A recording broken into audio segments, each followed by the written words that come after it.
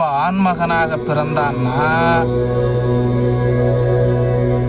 அது எப்போ எப்படி இருப்பான்? மூன்றாம் பாலினத்தவனாக இருப்பான். அப்படியே அவனுக்கு ஒரு வாரிசு, ஒரு திருமணம், ஒரு பிள்ளை பேர் இருந்தாலும் மலட்டுத்தனமாகத்தான் அவனது பூத உடல் இந்த மண் உருவாக்குண்டா அப்படின்றாங்க சித்தர்கள். இனி வரும் காலங்களில் பிள்ளை பேர் என்பது கிடையாது. ஆண்மகனாதான் இருப்பான்.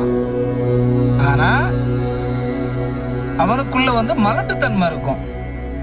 ஒரு குழந்தை பேரு உருவாவதுக்குண்டான எந்த விதமான சாத்தியக்கூறுகளும் உடலில் பஞ்சபூத இயக்க சுழற்சி முறை சக்தி இருக்காதுன்றாங்க.